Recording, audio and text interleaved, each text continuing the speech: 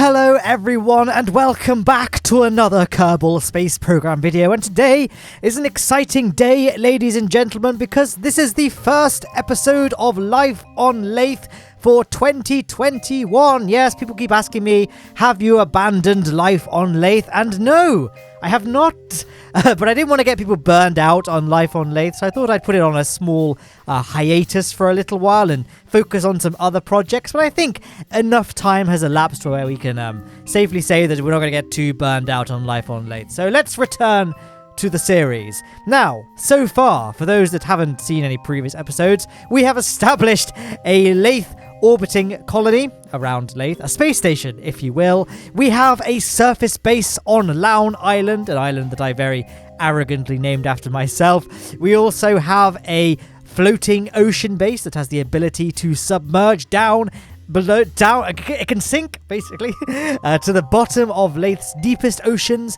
And we have an electric VTOL aeroplane that is kitted out with all the science kit and a lab that can move between the submersible base and the land base. And indeed, it can fly anywhere on Laythe because it's electric, so it has infinite range, and it is a base in its own right. It has everything a surface base would need in the form of an airplane. However, there is a missing link to this puzzle. There is no way for Kerbals to get from the surface of Laythe to the orbiting space station. Obviously, the electric aeroplane uses propellers, which don't really work that well in the vacuum of space. So today, we need to address that. So we're going to construct, well, I say we're going to construct, but we've actually already done it. I kind of waffled on all throughout the construction time-lapse. We're going to send these two surface-to-space shuttles to our Laythe colony.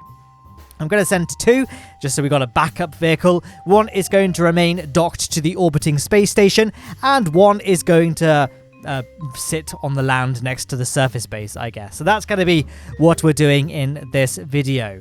Now, I forgot to drain the oxidizer from the little adapter piece that the Rapier engines are attached to, but these don't actually need any oxidizer to go from Laythe surface to Laythe orbit. They could accelerate to a very high speed using the air-breathing mode of the Rapier engines, and then they can power the rest of the way into stable orbit using the nuclear engines, and both the air-breathing Rapiers and the nuclear engines don't require oxidizer. So they only need liquid fuel to function, which is great because the orbiting space station has loads and loads of liquid fuel. There is enough liquid fuel in the orbiting space station to fully refuel these shuttles, I believe, just over 4 times over. And the shuttles themselves have way too much fuel than what is needed for them, just so that they can land in any location on Laythe. If you undershoot or overshoot your target, you've got enough liquid fuel to sort of make a correction flight and fly a little bit, I guess. So that's what I wanted, a bit more fuel than was really necessary. And if it's a medical emergency or something like that, where you need to get a Kerbal, or anything really, from Laythe surface straight back to Kerbin without stopping at the space station first, then you can do that because these airplanes have enough liquid fuel, well, they have enough Delta V from low Laythe orbit to get all the way back to Kerbin without needing to be refueled first, provided they begin their journey with a full tank of liquid fuel, or, you know, basically full. Like, you can use a little bit of liquid fuel to deorbit from the space station to get down to the surface, but then, provided you don't do too much liquid fuel expenditure after that, you should be good to go from Laythe surface to the surface of Kerbin. And the surface of Kerbin is gradually disappearing below us because we are launching. I haven't really talked. I don't think I talked a great deal about the actual construction of the airplanes during the time lapse. I guess I've just got a way of waffling through topics without really covering anything into specific detail. But I guess a couple of things to note that might have been missed during the time lapse. What are they called? The docking ports on the shuttles. I clipped an RTG inside the cargo bay doors of the docking port, just because I know it's technically kind of cheaty because it uses part clipping, but I put the RTGs in a place where there was just dead space, so I feel like it's not completely part clipping. And the presence of the RTGs inside the cargo bay space means that the Laythe surface-to-space shuttles can remain fully juiced up with electric charge without being too reliant on solar panels, because all the way out at Joule, solar panels really aren't very effective. So we do have some solar panels on the tops of the space shuttles just to kind of act as a, I guess, surplus power supply, or I don't know, redundant power supply, something like that. Really only added them because they look quite cool to have unfoldable solar panels. But the actual main supply of the electric charge is going to be those RTGs, because then, you know, the surface shuttle that's on the ground at Laythe, that will always have power. Even if you want to launch at night, it won't have lost any electric charge because the RTG will keep it nice and powered up. Now we're going to plot our encounter with Joule. So I'm going to create a maneuver node here, and as you can see, we get an encounter straight away, and that's because I've launched at a Joule transfer window, which is, and you can all say it along with me if you've listened to a Matt Lowne commentary before, if you draw a line from Kerbin to the sun to Joule, Joule being ahead of Kerbin in this scenario, the angle that line should form at the sun should be about 100 degrees. Once I'd established that we could get a Joule encounter, I then dragged the retrograde marker on the maneuver node maker to make the maneuver node about 450 meters per second in terms of the delta V required. This is because we haven't got great thrust to weight ratio, so I'm actually going to split our burn to Joule into 3 parts. The first 2 parts are going to get us all the way to the edge of Kerbin's sphere of influence, and then the third and final part is going to get us the rest of the way to Joule, just because by splitting the burn into 3 segments like this, it means that we are maximizing the amount of time we're spending burning at Kerbin periapsis, which is the most efficient point at which to do a burn like this. The other reason I wanted to split up our burn like this was so that we could maximize the delta V of our interplanetary transfer. This Wolfhound engine is actually being fed by 3 different stages. The first stage is our side tanks, which provide about 900 meters per second of delta V, or just enough to nearly get us to Kerbin escape velocity. My plan was to expend all but a fraction of the fuel in this stage, and then once we've got a sliver of fuel remaining, we can time warp up to Kerbin apoapsis, perform a small retrograde burn to drop our periapsis into Kerbin's atmosphere, and then stage, dropping our now empty fuel tanks to decrease the dry mass of the remaining vessel, maximizing our delta V, while also ensuring that the spent fuel tanks will re-enter the atmosphere and be destroyed, rather than remain stuck floating in space and potentially contribute to Kessler syndrome. And the more astute viewers among you may have noticed that has now happened as I was talking about it. I also have another stage that will drain in a similar fashion. It's kind of the front aspect to our vehicle where that orange tank is, and I plan to crash this stage into the surface of Tylo once it's empty, so that we once again can maximize our delta V while also ensuring that space remains debris free. This means we do have to compromise our potential efficiency ever so slightly, because we've only got 829 meters per second of delta V in that front stage, which means we could stage it during our Kerbin to Joule transfer burn. But again, I thought I'd just hold on to those empty tanks until we reach such a point where I can detach them and let them get destroyed somewhere, just that we can be, you know, nice and neat, keep space empty. I know technically it's all a bit of a moot point because you can just terminate debris in the tracking station, but where's the fun in that, guys? Come on. Now, I actually overshot our burn to Joule, so we're going to have to make a small correction on the way. However, it wasn't a big problem because we'd need to make an interplanetary correction burn anyway to get our inclination right. So I wasn't too worried that we'd have to make a small change to our prograde velocity, given that we're going to have to make a bit of a plane change anyway. So although our ultimate destination is Laythe, I'm actually aiming for a Tylo encounter first of all, just so that we can perform a gravity assist. Tylo is great for this. Tylo's mass is effectively the same as Kerbin, so it's a very, very heavy object, which means it's great for doing gravity captures. In fact, you can capture into a Joule orbit without needing to do any engine burning whatsoever, if you can get a Tylo encounter just right. You want to be encountering Tylo before your Joule periapsis, and you want to be intersecting Tylo around your periapsis point. So just before periapsis around Joule, you want to be encountering Tylo. Get your flyby nice and close, and then have a look at the map screen, and you should see that maneuver node predicted dotted line should now be in a circular Joule orbit. If it isn't, you're probably passing Tylo on the wrong side, so just pull on the retrograde or prograde marker a little bit, get your encounter to be on the other side of Tylo, and that should then put you in a nice captured circular orbit around Joule. It will be an eccentric orbit, but it'll be an orbit nonetheless. And look at that, we have now pretty much done that burn. So although I plotted a second maneuver node to do our Laythe circularization, I'm actually going to just create a new one up when we actually get around to doing it, because unfortunately when you execute a maneuver node, your ultimate orbit very rarely matches the one that was predicted by the maneuver node maker. So we're going to make a small correction burn once we're in Jules' sphere of influence, just to fine-tune our Tylo encounter a little bit so that we can get into a more desirable dual orbit for encountering Laythe. It would have been much more efficient to perform this correction burn before we reached Jules' sphere of influence, but it's very hard to perform very, very small and precise burns, and that burn would have been very, very small and very precise if we did it before Jules' sphere of influence. But by making it a bit more of an expensive burn, it means that we have slightly more control over the outcome. You know, if you've only got like a 0.1 meter per second burn to execute, it doesn't take very much to accidentally overshoot or undershoot, and it can be quite fiddly to get exactly right. And when you're doing very, very small orbital adjustments in Kerbal Space Program, sometimes the orbital line indicator doesn't really respond properly, or it can kind of oscillate. So I like performing slightly more expensive burns than I'd be able to otherwise, if it means we can form a slightly more accurate burn. And now you can see me dropping our periapsis into the surface of Tylo so that we can stage this empty tank just here, or I guess the empty tanks, because it's more than one tank. One thing I did make sure to do was I set our force percentage to 0 on that decoupler, just because if we have a high force percent on that decoupler, the velocity that the decoupler induces on the tanks might be enough to change its orbit so that it doesn't actually intersect Tylo's surface. But by having, 0 force percent, it means that it will not deviate from the path that we're currently on, and it will crash into the surface of Tylo. Obviously, we're going to quickly do an adjustment with the rest of the ship just so that it doesn't meet a similar fate and, can safely get to Laythe. Now, you might have noticed our Laythe encounter has this nice horseshoe shape to it. That's kind of the optimal way your Laythe encounter should look if you want a nice, efficient capture. The more horseshoe-shaped your encounter looks, the less delta V it will require to circularize. And good job once again, Matt. You've talked about everything before you actually ended up doing it in the video, and now I'm kind of at a loose end in terms of what to talk about in this commentary. I guess I can just now narrate what's happening. That was our Tylo encounter. Now we have our Laythe encounter.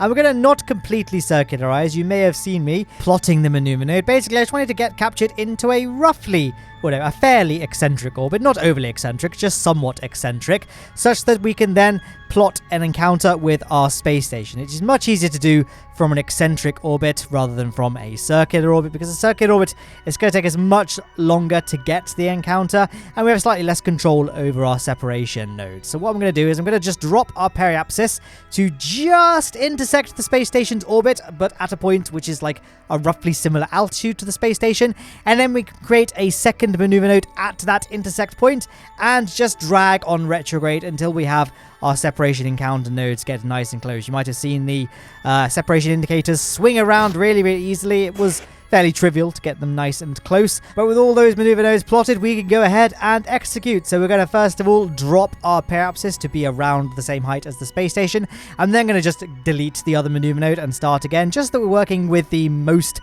efficient scenario possible, because I was aware that no matter how accurate I tried to be with our retrograde burn, we wouldn't get it exactly the same as the maneuver node predicted, which meant that our actual separation node adjustment wouldn't line up perfectly either. So I thought it'd be easier and more accurate to just do our retrograde burn and then just replot our space station encounter burn. And I messed up a little bit, actually. You'll see in just a second, but when I was plotting our maneuver nodes to encounter the space station, our closest approach was at intersect 1, the orange nodes, rather than at intersect 2. But when I did the burn, the closest approach was at intersect 2, not intersect 1. So then I got a bit greedy and said, well, maybe if I just carry on doing a burn towards the target, intersect 1 will become the closest approach, and it didn't. We ended up with a 6 kilometer separation as opposed to a, less than 1 kilometer separation. So, whoops, doesn't really matter a great deal. 6 kilometers is fairly close, so we could just perform a retrograde burn relative to our target at that intersect point, and then just do the lazy way of getting the encounter closer by just burning towards the target for a bit, then letting ourselves coast towards our closest separation, forming a retrograde burn, and then repeating, burning towards the target again for a bit, then as we get closer, performing a retrograde burn, etc., etc., until we get a nice close approach. It's not the most efficient way of encountering a space station, but it's very, very easy. And I'm an exceptionally lazy Kerbal Space Program player, so it works for me, and we have loads of Delta V, actually. I actually tried doing this mission. You were actually watching take 2. The first take, I ran out of fuel, After my Tylo encounter, I didn't put enough Delta V in our interplanetary transfer stage, so then I added another stage to it, and now suddenly we've got way too much Delta V. So I probably needed to strike a better balance than what I did, but quite frankly, I was bored and I wanted to just get it done. So we have too much Delta V now, really. So why not waste some of it by performing our rendezvous with the space station in the most lazy way possible? And hey, this craft file, whilst it's a very specialist use case, it is available for download in the description if you wanted to download it for whatever reason. And if you don't get things quite as efficient as I managed to get them in this particular video, then you have a little bit of extra Delta V in this interplanetary transfer stage to perform any correction maneuvers or anything like that, really. So maybe I didn't need to talk about any of that justification. I could have just left it at that, but what can I say? I'm a stickler for honesty on this channel, guys. And that's why you're all going to leave a like down below. Yes, I never get these plugs in right, do I? Like, you're supposed to say, please like the video, guys, like 2 minutes into the video or less, because that's when viewer retention is the highest. And I always manage to say it way towards the end of the video when most people have already left. So, I'm going to say it anyway, because I'm a good YouTuber like that. Please leave a like down below. It does actually genuinely, really, unbelievably help in terms of staying afloat in the algorithm. So, do appreciate that, guys. And hey, why not subscribe if you're not a subscriber? There's that option as well. Now, as you can see, we're using the new RCS block variant that came with the, I think it was the some reassembly required update, the one that has 5 ports as opposed to 4. So we only need 4 RCS blocks on our space plane as opposed to 8. Trying to think. Yeah, 8, I think, to get all the directions right, which looks a lot neater, and it's just a bit easier on the old mass front. In terms of the actual monopropellant itself, the monopropellant is stored in the internal tank on the cockpit and also in the docking board. The Mark II inline docking board actually has a fair amount of monopropellant storage inside it, so we didn't need any dedicated monopropellant tanks on the spaceplane itself. While we're on the subject of talking about the various design aspects of the spaceplanes, which I probably should have talked about during their construction, but I didn't, so we're going to talk about them now. We've got space for 12 Kerbals as well as 2 pilots, and of course, as you can see, they are remote controlled as well, so that they can be landed and reorbited without the need for pilot intervention. The reason I've got 12 seats on them is because that's the maximum number of Kerbals on the surface of Laythe. At least right now, we have 6 Kerbals on the land base, 3 Kerbals in the ocean base, and 3 Kerbals in the electric VTOL base. So 12 in total. So we have enough seats on each of these space planes to transport all the Kerbals off the surface of Laythe and onto the space station. And I know what you might be thinking, can they actually get Kerbals to and from the surface of Laythe when they're filled with Kerbals? Because of course, with the some reassembly required update, full spacecraft weigh a lot more than empty spacecraft. But don't worry, I did test the space planes with full crew, as in with 12 Kerbals on board. And in fact, not 12 Kerbals on board, 14 Kerbals on board, because obviously the max capacity of these space planes is 14, not 12, if we're counting the pilot and co-pilot. And they can still easily make it into low Laythe orbit, even with full crew cabins. So it's not an issue, guys, but just in case anyone was wondering, you don't need to worry. I'm going to now quickly deorbit our transfer stage so that it gets destroyed in a similar way to all the previous stages. Now, the final part's going to meet its maker, and of course we can continue deorbiting the space plane as well, so that we can get an encounter with Lowne Island, which has got our main surface colony on it, and is also going to be the place where this space plane will live, at least for now. Obviously, if we need to get Kerbals from the surface to orbit, then it won't be there. It will fly to space. Don't really know why I needed to say that. I feel like it's fairly obvious. Whatever. Let's just move along. We're going to see, yep, there's the surface base coming into view.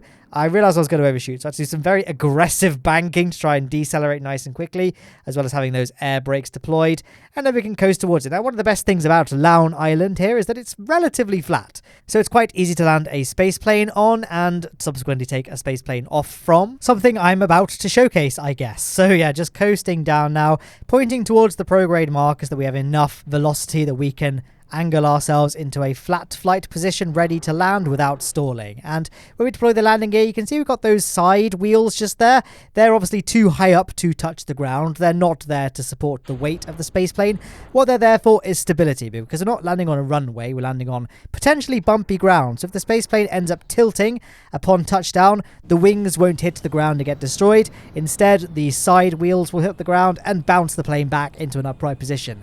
Luckily, we didn't need to end up using them, but, you know, I'd rather have them and not need them than need them and not have them. Now, we have undershot the base a little bit, which is no big deal. It's not a huge distance for the Kerbals to waddle over to, and of course, we have a rover on the surface base as well to allow the Kerbals to get to the space plane even more easily than simply walking, but...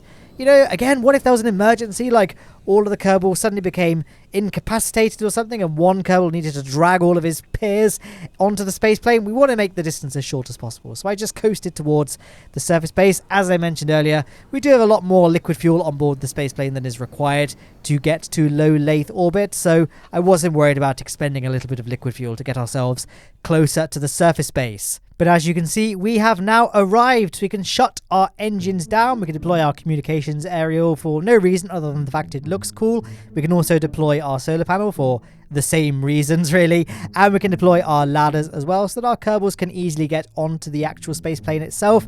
Because, of course, Kerbal jetpacks don't really work on Laythe. The gravity is too high.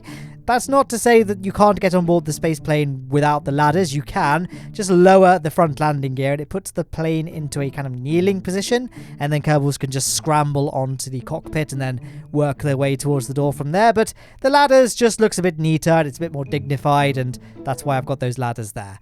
And that's it. We can fade across to our space station with the gravity rings actually spinning as a nice final ending shot. So there it is there. I hope you enjoyed this video. We can put an end screen on in place, right? The left-hand side is a link to the full Life on Laythe playlist if you want to see all of the missions up to this point. The video on the right was just chosen for you by YouTube's recommendation algorithm based on your viewing habits. There's also a link to subscribe. We've already covered that. There's also a link to my Patreon if you want to support me monetarily. That'd be very nice of you. Guys, thank you so much for watching this video, and I will see you soon, I hope. Goodbye.